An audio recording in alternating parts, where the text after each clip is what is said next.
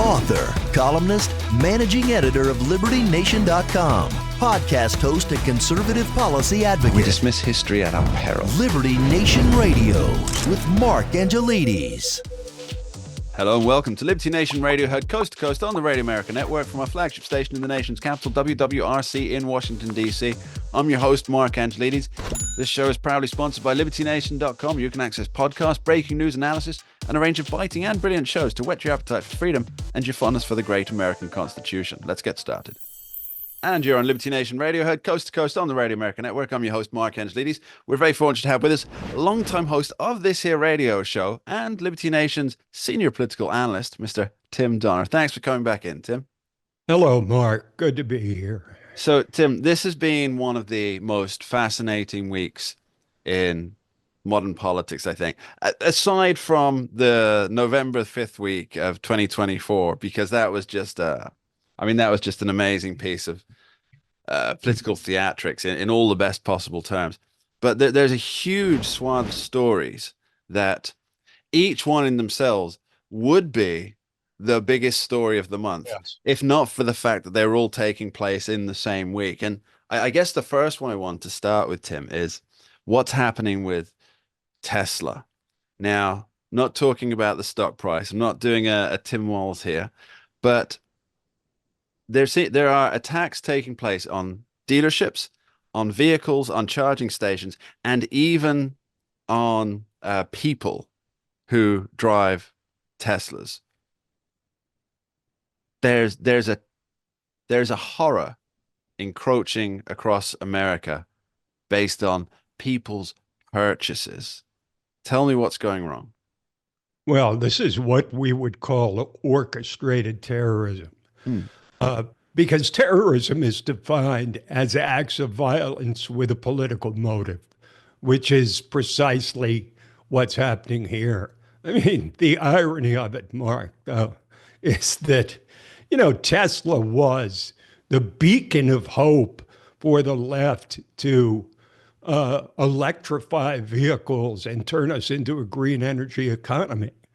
Now, of course, forget the fact that it doesn't actually save the environment because of the need for the number of rare earth elements that are necessary to build a Tesla. But they've now turned on themselves, and they don't realize how crazy they look to the average person who doesn't obsess about politics like we do. They look at this on their way to work or in passing on their computer screen, and they say, wait a second, I thought these people loved Tesla. Now I thought we loved Tesla, yeah.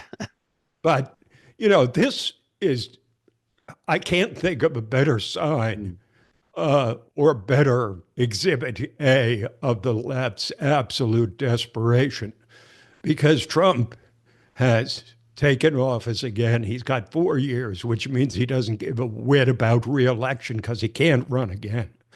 And he is really fulfilling every promise. He is using a steamroller to just, devastate everything that the Democrats hold dear, like a big federal government, like lots of excessive spending, like a big federal payroll. And they're helpless to do anything about it because they don't have any control in Congress either. So they are reduced to trying to bring down Tesla. And it seems to me that, since Elon Musk is the richest man in the world, that dropping his stock price, and by the way, he only owns about 15% of Tesla. So they're only hurting him to some degree. He's the richest man in the world. How is the stock dropping by 100 points really going to hurt Elon Musk so badly? So it's ill-conceived in that sense. Do they really think that that's going to hurt him personally? All it does is hurt them and hurt all their fellow leftists who own Tesla. And by the way, a survey was done, it was 2 or 3 years ago, and it revealed that by a 2-to-1 margin, people who own Teslas are people of the left. So, I mean, they're killing their own, and it is futile, and it's extremely unpopular, obviously. I mean, domestic or any type of terrorism is generally unpopular with the public. It just shows how desperate they are. You have just given me the perfect segue here, Tim. There's been some polling by Neapolitan News Service, great pollster, really, run by Scott Rasmussen. So this polling from Neapolitan News Service, it says that protests against Tesla, 53% approve of it as a regular form of protest, with 39% in opposition. But here's the kicker. 20% of those surveyed said that vandalism is an appropriate form of protest, Tim. Now, that is vandalism. That is criminality. That is attacking of property is an appropriate form of protest. 20%. What do you make of that? Well, what I make of it is how well it lines up with the percentage of Americans who call themselves progressive. About 20%. What a coincidence. So, yeah. You know, you do the numbers, but progressives have increasingly been willing to expand their arsenal in terms of what they're willing to do to take down normal, red-blooded, typical Americans with traditional values.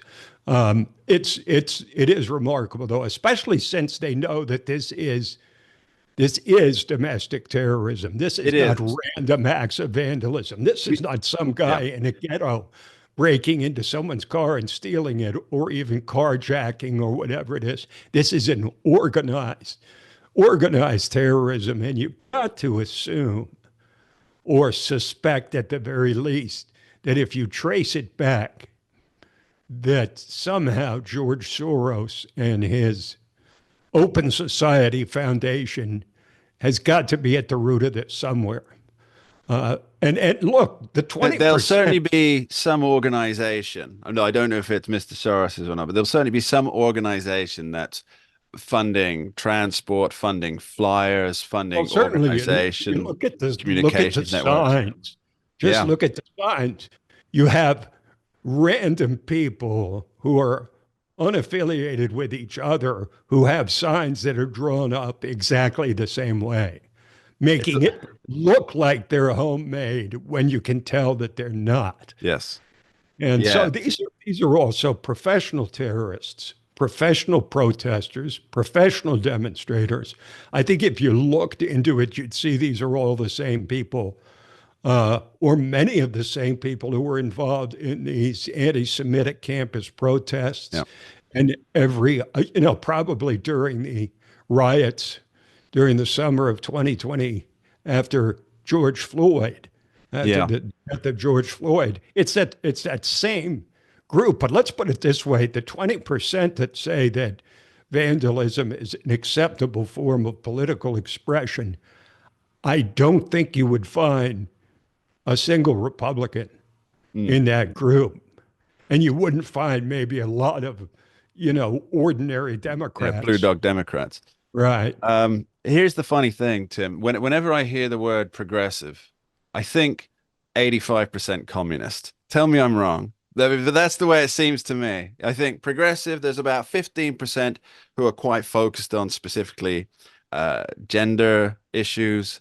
But the vast majority there, I'm thinking, scratch a progressive, find a communist. Last word on that. Yes, because their deconstruction is just like the communists are, like socialists are. They want to deconstruct the republic. They don't like the freedoms that we have, really. They want to control your speech. They want to control your lives. They want to control the courts, the political process, the White House, the Congress, and they will do anything to achieve those ends. By any means necessary, I believe, was the rallying call. We'll be back with Tim Donner after this short break. Don't go anywhere. We dismiss history at our peril. Liberty Nation Radio with Mark Angelides. And you're back on Liberty Nation Radio with Mark Angelides and Tim Donner. Now, Tim, the next thing on my dance card here is Bernie Sanders and Alexandria Ocasio-Cortez, the self-identified democratic socialists. Again, I repeat myself. When I hear this thing, I think communists. I might be wrong. I'm probably not. But they're essentially right. Yes. They're doing this this grand tour, essentially trying to, and with necessity, I might add here, just to give them their due. Democratic Party is rudderless at present. It doesn't have a direction. It doesn't have leadership. They're trying to create that direction. I'll give them that. That's a worthy endeavor. But they're going around doing this this tour on oligarchy, and I won't ask you to repeat your Bernie Sanders impression.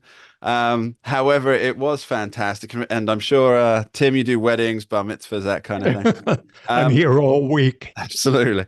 So I'm reminded of one of my favorite lines from The Princess Bride, the movie and the book by William Goldman, who is one of my top 3 writers. Anyway, the Sicilian keeps saying inconceivable, and then one of his cohorts says, that word you keep saying, I don't think it means what you think it means. And I'm reminded of that every time Bernie Sanders talks about oligarchy. He just doesn't understand what the word means, right? I mean, now before I hand this over to, here you go. So it's from ancient Greek, oligarchia, which means rule by the few, rule, command by a small number of people, right? Now, isn't that what a representative government is? Well, it depends what the meaning of small is. Thank you, Bill Clinton. Yes. Well, talk about an odd couple. Yeah. I mean, yeah, at least, by the way, that was the title of Lisa K. Donna's excellent article excellent piece on this subject. Bernie Sanders and AOC, they make Walter Matthau and Jack Lemmon look like they're completely compatible. She, in her article, Lisa really exposed AOC for her vacuousness.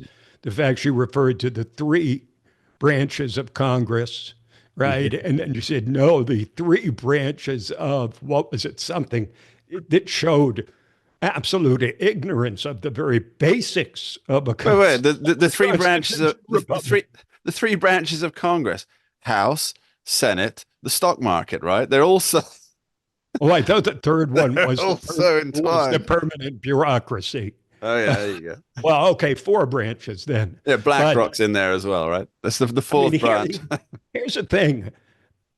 Nobody knows what oligarchy is. If you go out on a tour and say, fight corruption, or fight fascism, even something like that, people will know what that means. But when he says, fight oligarchy, there you go.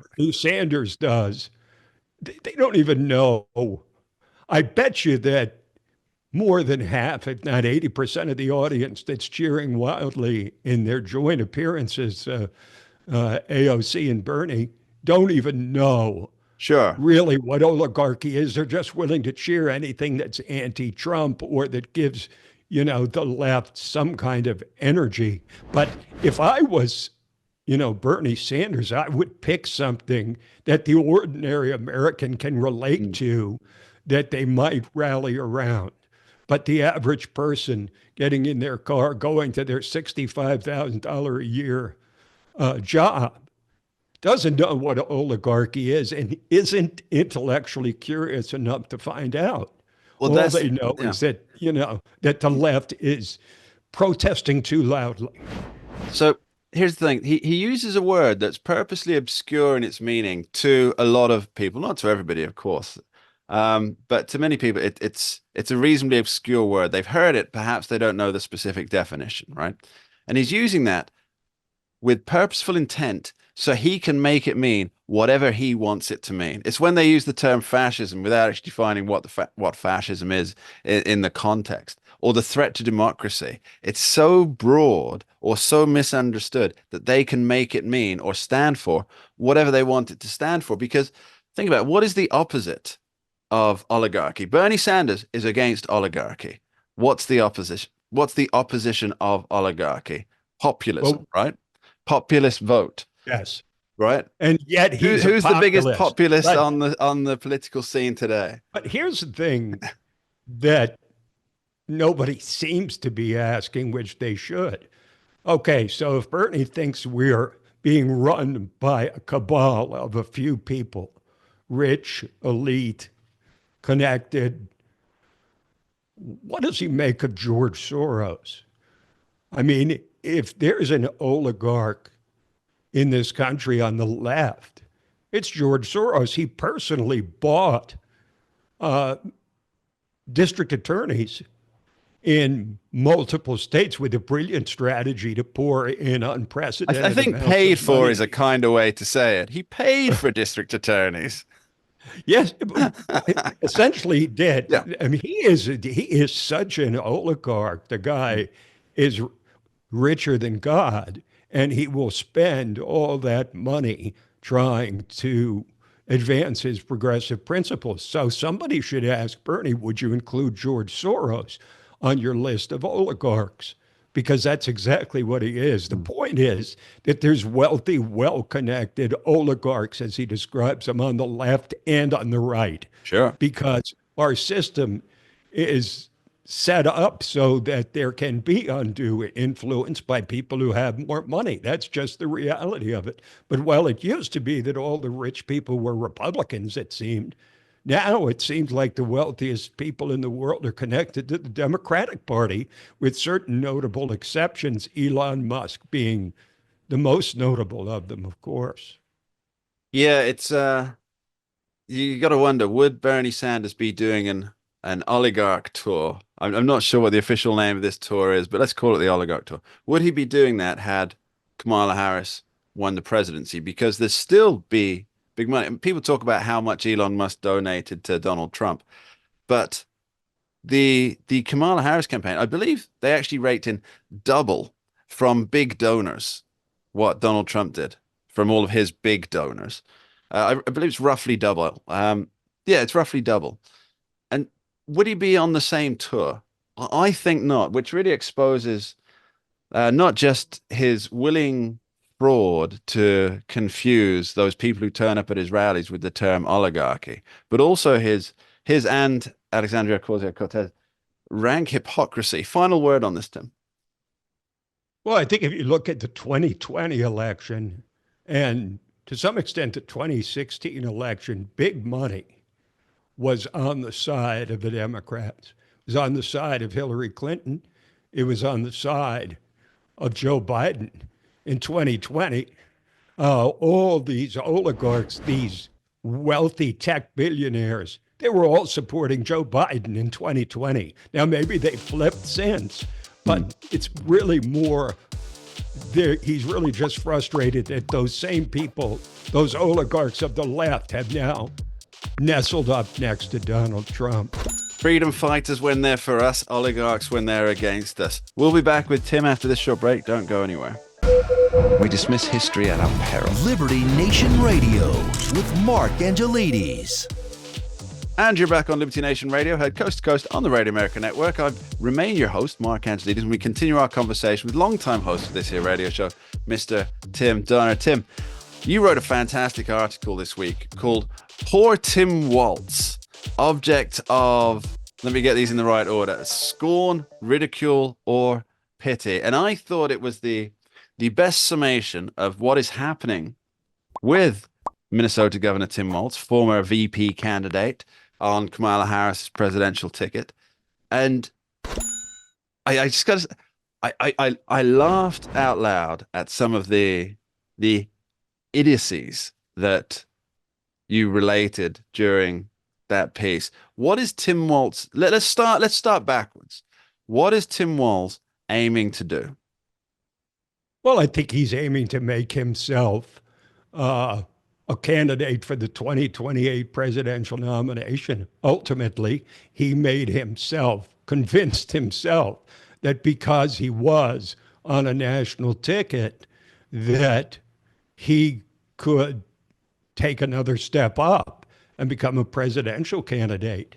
And I will give him this: as much as of a fool as he's made out of himself over these last few weeks, at least he's out on the stage and Yep. he's staying in the fight, which I think one of the underreported stories right now is that Kamala Harris has essentially gone into the witness protection program. She has disappeared Yeah. ever since the election after saying she would stay in the fight. Well, she's not fighting at all.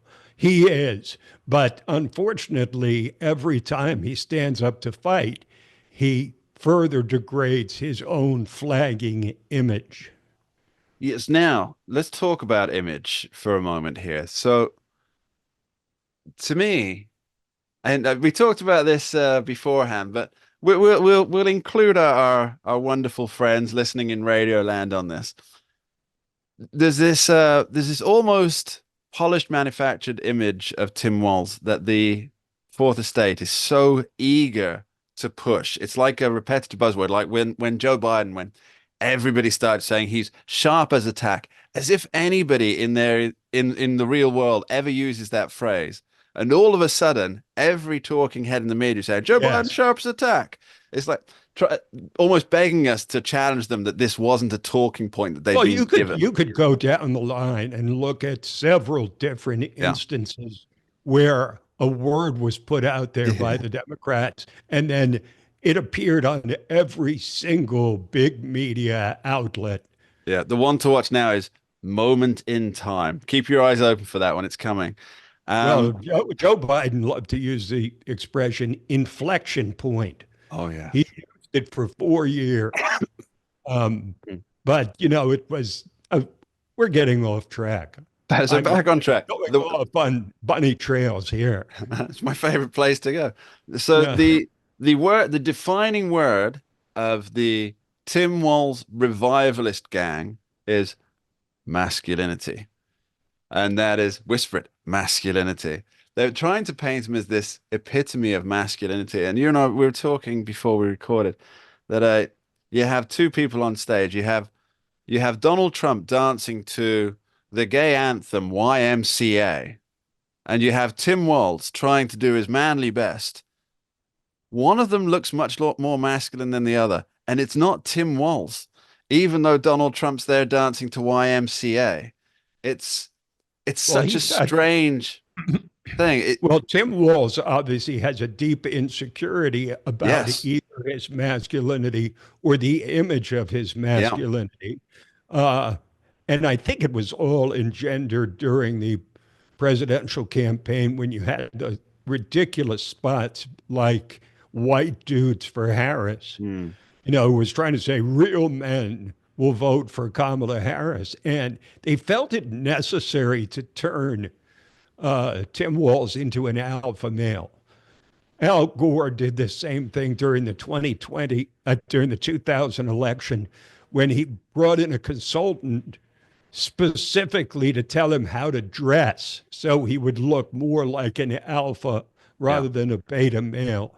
And so the whole thing got expanded. And apparently Tim Walz didn't get the memo that it didn't work. It didn't work, this whole business of trying to seem masculine. And now he's just doubling down.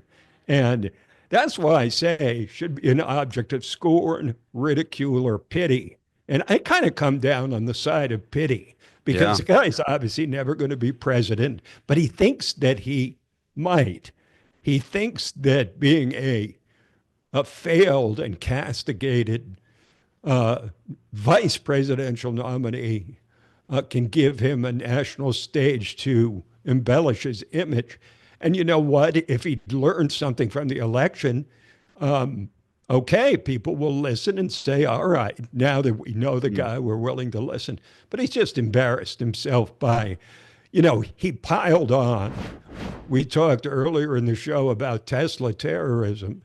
And in the midst of all this, you literally had Molotov cocktails being tossed into Tesla dealerships, shots being fired at Teslas. And all kind of Tesla owners saying they're afraid to go out in their Tesla. They leave it in the garage and take another car or take an Uber somewhere. In the midst of all this, he goes on a stage during a tour of Republican congressional districts and brags about how he put Tesla on his stock app so he could celebrate as the value of the company kept falling.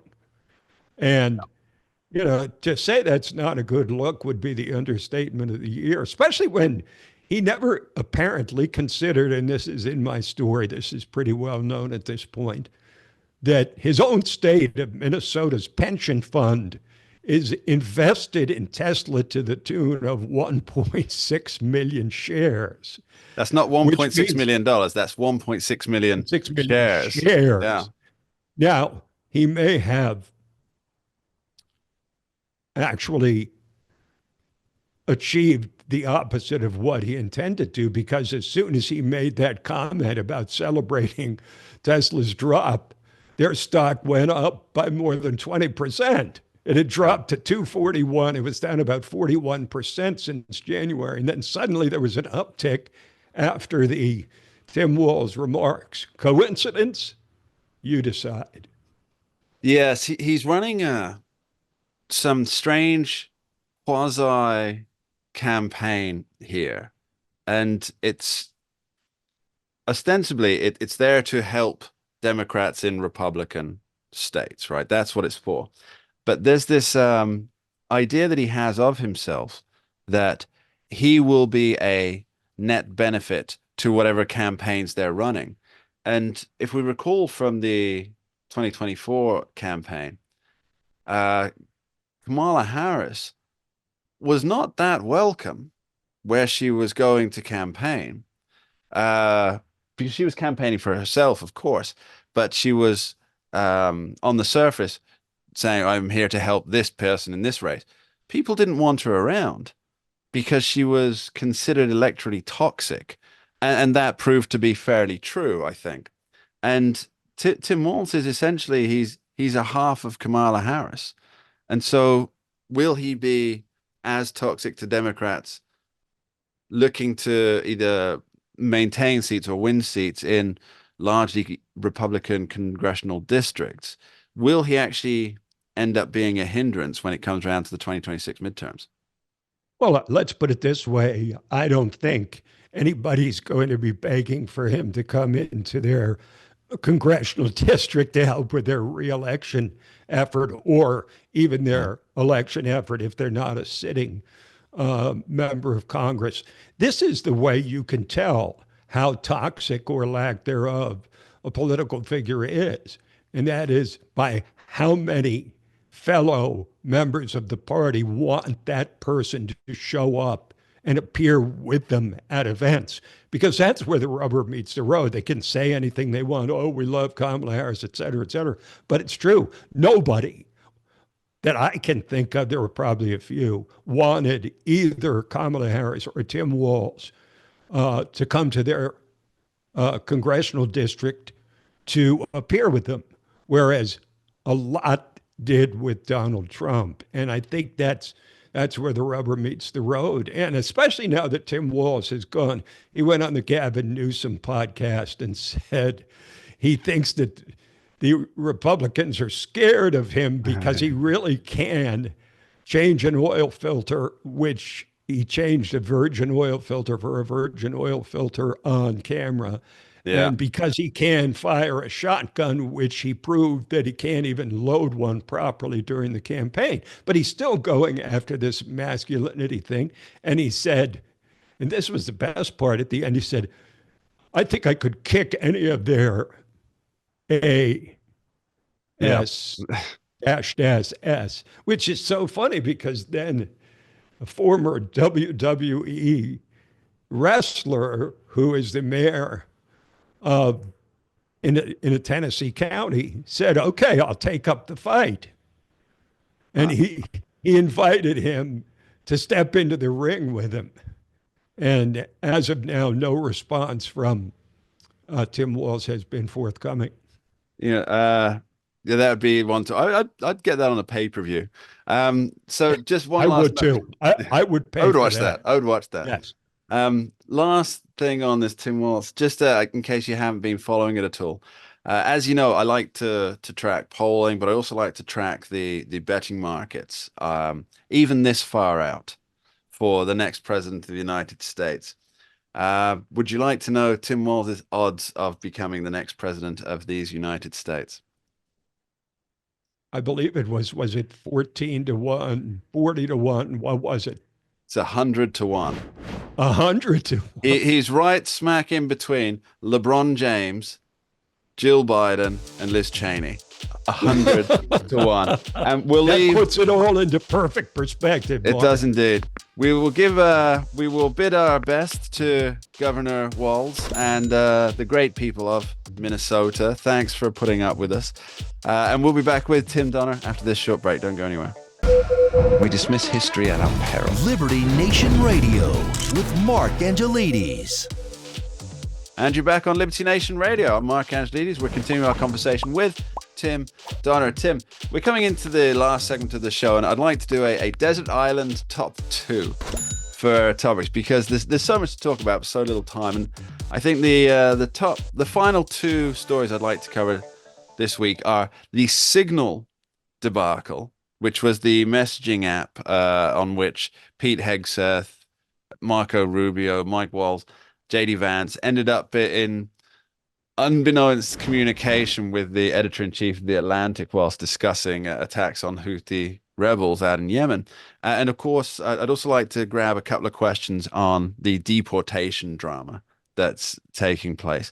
But first thing, with this Signal app thing, it's been such a roller coaster of a media story. So it broke on Monday. By Tuesday, Democrats in Congress were calling for Pete Hegseth's resignation. Elizabeth Warren called everybody involved criminals, as did Senator Chris Coons, said that this is something that every person on this thing would be in jail for. It's a crime for which they would be in jail. But then by Wednesday, it had been revealed that CISA, which is the CISI, which is the Cybersecurity Federal Agency, recommended and people, high-level government officials and politicians use end-to-end encryption devices, quote, such as Signal. So It was a government policy a government recommendation under Joe Biden that people use Signal. And then you've got Democrats in 2025 now saying people who are using Signal for these kind of talks, they need to resign. Yes. Where did it all go so wrong? What kind of a story is this? It just shows you how desperate they are. When we talked a few weeks ago, I said, the Democrats are making a huge mistake by, violently opposing everything Trump is doing. They would be smarter to sit tight or play possum, as James Carville said, and wait for Trump to make a mistake, and then they could pounce on him. Well, this is a mistake, not by Trump, but by his administration. But at this point, they have so little credibility because they've attacked everything from every different angle. And so this story, now they're dramatically overreacting by calling for resignations because of a simple mistake. It was an unforced error, but Mike Walz has gone onto TV and explained that he takes full responsibility. It didn't have any actual impact on a very successful attack on the Houthis. And so they're just making themselves look like fools to ask for the resignation of people who basically they made a mistake. And let me come back to that. Did they make a mistake? Did JD Vance and Pete Hegseth make a mistake using an app that is specifically recommended by CISA? No, the mistake was that somehow this far left-wing editor of The Atlantic was somehow included in the chain. Everybody, the truth is, Mark, everybody in the intelligence community around Washington and the world probably are using Signal. Oh, yeah. They're using Signal as their go-to device because it is encrypted and safe, Yep. and the messages on it are deleted immediately after they are sent. And now, of course, there's a thing, well, you have to send it to your own government email account because otherwise there's no record of an official conversation or policy discussion. So, I mean, this gets very complicated, but Sure. I think the only real loser in this is the people that developed the Signal app, because now somebody's going to come up with a different app that maybe is even more secure. I don't think you could have that, but the whole thing just, calling for people to resign, for cabinet officers to resign because of a mistake that didn't really have That they didn't any make. impact, Yeah. that they didn't make and didn't have any impact. Whilst on following protocols foreign put in place attack. by the previous administration. I mean, Elizabeth Warren really, Yeah. how low can she go? Well, I thought she'd reached the inverse zenith when she did the DNA test and discovered that she'd been lying about her race for decades. One final word on this topic, Tim, is the Fourth Estate just seems so desperate to keep this Signal scandal going. I want to give you I checked out the figures on Wednesday, March 26th, and I was just scouting around all of the digital pages of the media, and it averages. Do you know what it averages? I'll give you an example. CNN have 17 stories, 17 articles in their above the fold digital area, Right. 17 stories. This is Wednesday, 2 days after the story broke. 6 of them, which 35% of the stories, were about the Signal scandal. I'm doing the air quotes thing there. For those of you just listening on the radio. Signal scandal, 35%. And that was pretty much matched across the board by most of the left-leaning outlets. They are desperate to make this the biggest story of the year so far. And it doesn't even really impact Donald Trump at all.